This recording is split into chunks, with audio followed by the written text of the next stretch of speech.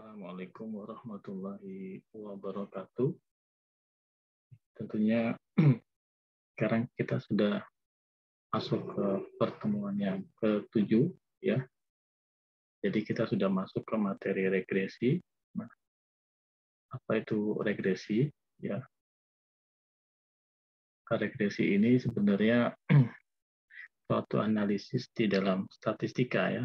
Statistika yang tujuannya itu menghubungkan beberapa variabel ya. Jadi di sini tujuannya sebenarnya mencari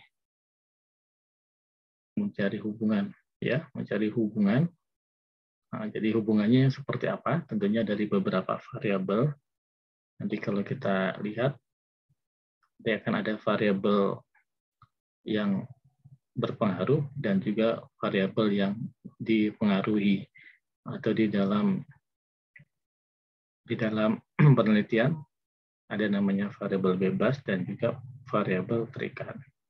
Nah, mencari hubungan dalam bentuk apa?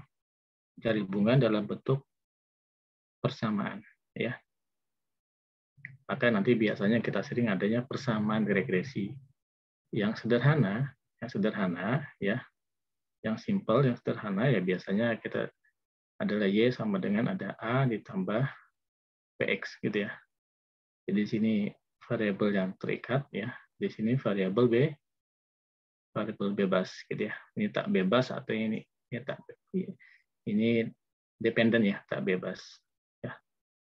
Nah, kurang lebih seperti ini regresi, yaitu mencari bukan hanya satu, ya bisa jadi yang beragam, ada Y sama dengan A ditambah misalkan B1X1 gitu ya, ditambah B2X, itu juga bisa regresi ya. Atau juga ada 3 variabel, bisa Y sama dengan A ditambah B1X1 ditambah B2X2 ditambah B3X3. Nah, ini adalah kita mencari suatu persamaan. Nah, yang biasa kita kenal namanya adalah regresi. Nah, kalau sifatnya itu adalah dihubungkan dengan tanda positif atau negatif gitu ya. Nah, biasa kita sebut sebagai regresi linear. Regresi linear. Nah, kurang lebih seperti itu regresi. Nah, sekarang bagaimana lebih dalam? Tentunya tadi regresi itu tujuannya adalah mencari ya. Kita mencari persamaan ya. Persamaan linear. Jadi regresi ya kurang lebih tadi diusahakan mencari persamaan linear. Nah, sekarang persamaan linear dari apa? Dari variabel. Nah, kalau misalkan variabelnya itu adalah ada terikatnya itu adalah metrik, kemudian variabel bebasnya itu adalah non metrik. Ini biasanya nama analisanya kita gunakan sifatnya ANOVA gitu ya. Ya. Contohnya apa? Misalkan variabel bebasnya apa? Bisa PBL dan apa namanya? PGBL gitu ya. Variabel terikat apa metrik yang diukur ya? Apa yang diukur? Nah, diukur misalkan kemampuan. Kemampuan apa? Misalkan kemampuan pemecahan masalah. Pemecahan masalah ini adalah KPM. Singkatannya ya, karena dia diukur ya, tentunya dia nanti akan metrik ya, setidaknya dia variabelnya adalah jenisnya adalah interval ya. Jadi kalau di sini adalah non metrik, nah ini non metrik itu apa ya? Bisa nominal atau bisa juga ordinal gitu ya. Ya sifatnya apa?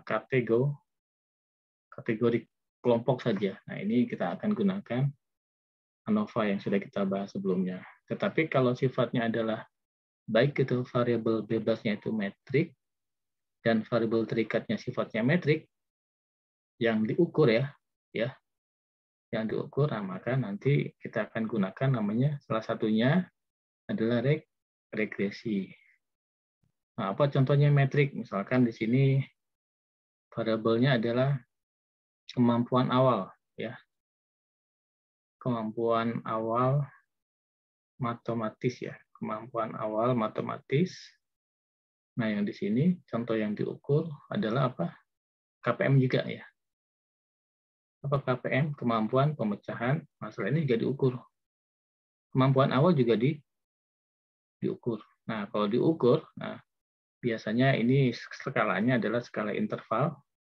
Nah, ini juga skalanya interval. Nah, jenis datanya ya. Nah, jenis datanya itu numerik lah kurang lebih. Nah, kalau numerik dan numerik, nah kita bisa menggunakan regresi. Tapi kalau di sini ada variabel bebasnya adalah kategorik, bisa nominal atau ordinal, dan juga yang terikatnya adalah metrik, bisa kita gunakan ANOVA. Itu kurang lebih membedakan analisis sebelumnya ya. Ya, tentunya kita perlu lihat variabel bebasnya, jenis datanya itu apa. Begitu pula dengan variabel terikat. Nah, sekarang kita contoh ya. Contoh di sini ada pengaruh, misalkan pengaruh PBL terhadap KPM. Nah, yang kayak gini, ya, ini adalah cenderung, ini kita gunakan AVA. Nanti kan kalau pengaruh PBL, tentunya nanti ada eksperimen kelas satunya, kelas kontrolnya adalah pembelajaran biasa atau pembelajaran konvensional. Nanti ini dengan eksperimen ya, tentunya nanti ini dengan eksperimen ya. Nanti ketika di akhir eksperimen maka diukur tuh KPM-nya berapa. Ini kalau kayak gini maka kita gunakan ANOVA. Sekali lagi PBL di sini ya. Ini variabel apa nih? Variabel bebas. Apa bentuk variabel bebasnya? Ternyata variabel bebasnya bentuknya adalah kategori ya, atau di sini nominal ya. PBL dan juga konvensional. Kemudian misalkan ada judul penelitian lain. Judulnya adalah ada pengaruh KAM terhadap KPM. Nah, KAM ini apa? Kemampuan awal matematis. Sifatnya apa? Numerik. Karena dia diukur. Diukur dengan apa? Ada instrumennya ya. Begitu pula KPM dia numerik. Nah, ini juga nanti diapakan di. Nah, yang kayak gini, nah ini bisa menggunakan namanya apa? Regresi. Kayak gitu. Jadi bedanya bisa agar bisa membedakan kapan menggunakan ANOVA, kapan menggunakan regresi. Nah, ini contohnya misalkan. Bagaimana kalau penelitiannya menggunakan regresi?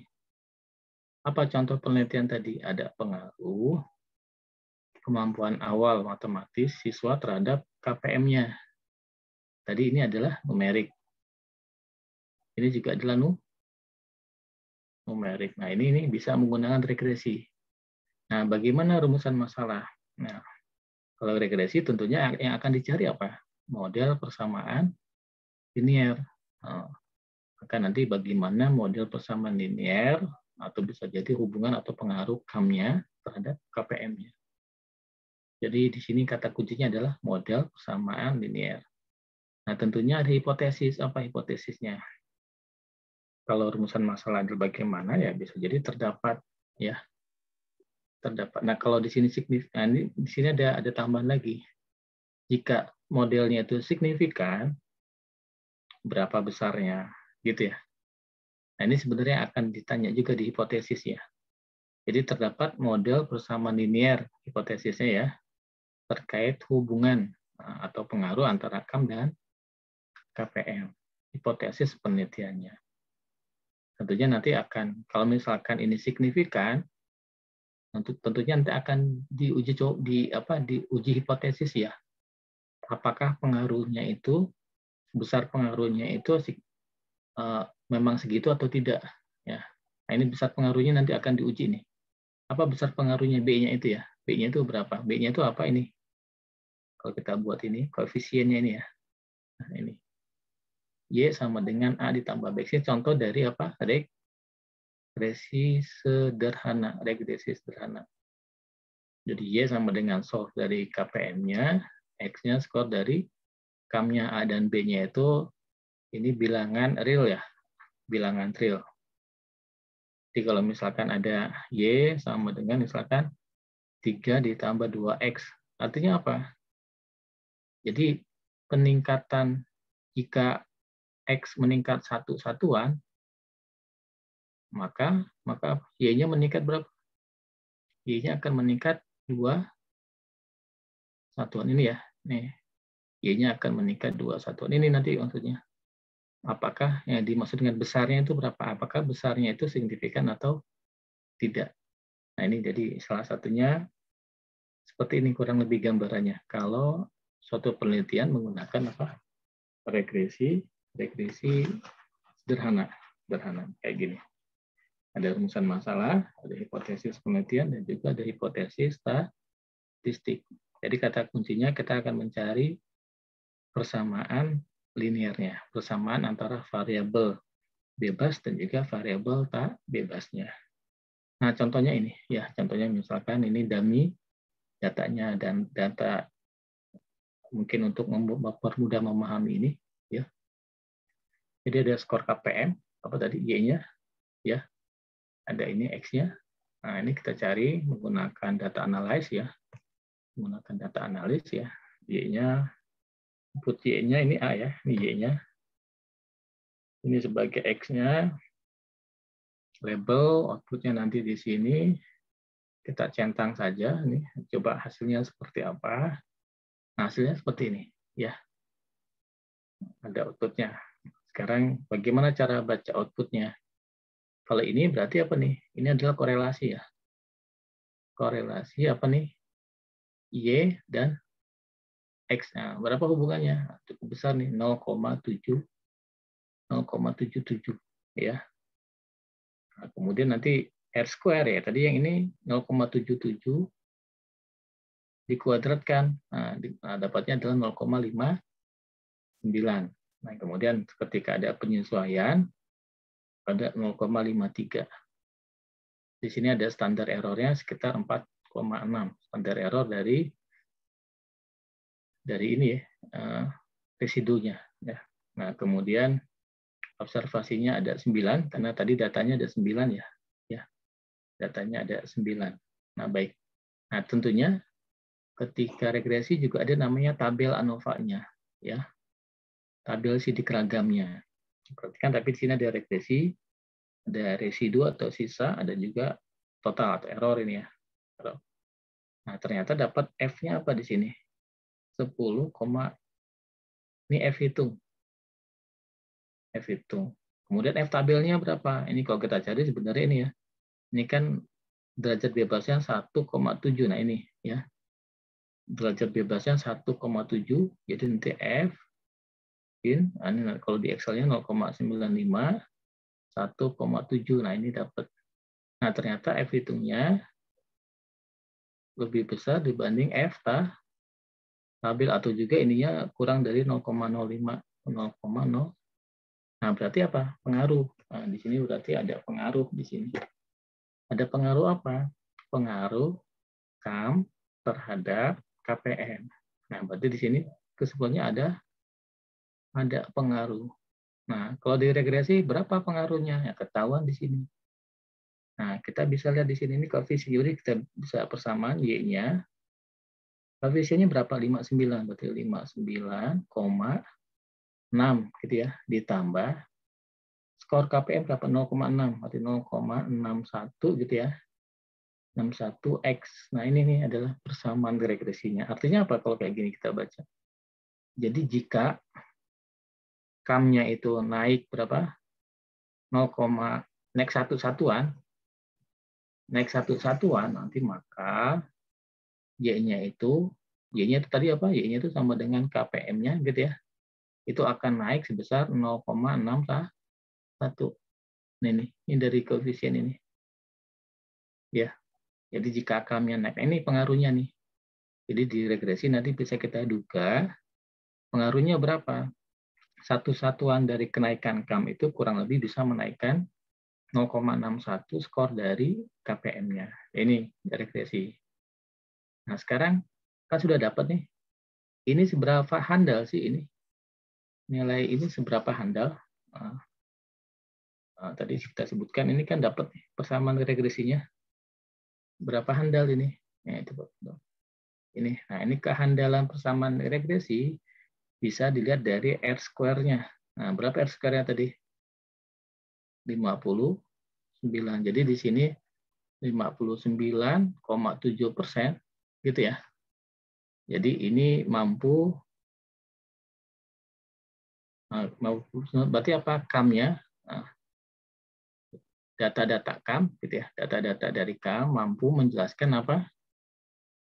Mampu menjelaskan KPM, gitu ya. Tentunya yang paling besar adalah yang mendekati 1 ya, 100%, yang mendekati 100%. Tapi ini 59,7 ya termasuk moderat ya.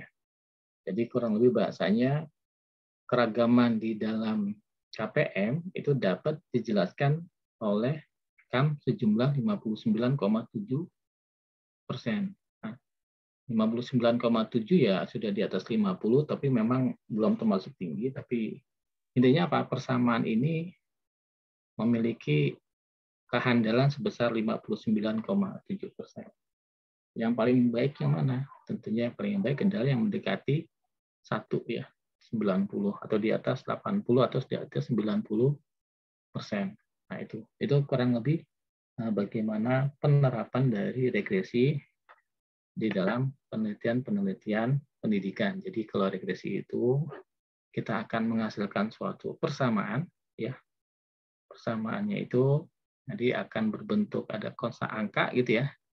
Misalkan di sini pengaruhnya berapa sih? Nah, ada angka 0,61. 0,61 berarti dia akan meningkat sebesar 0,61. Kalau di sini tandanya adalah positif.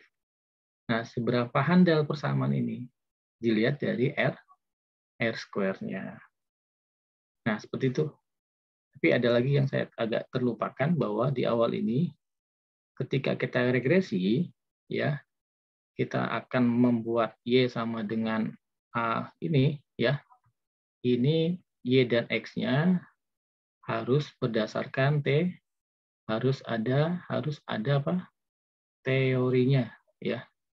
Teorinya yang mengharuskan X-nya itu berpengaruh terhadap Y.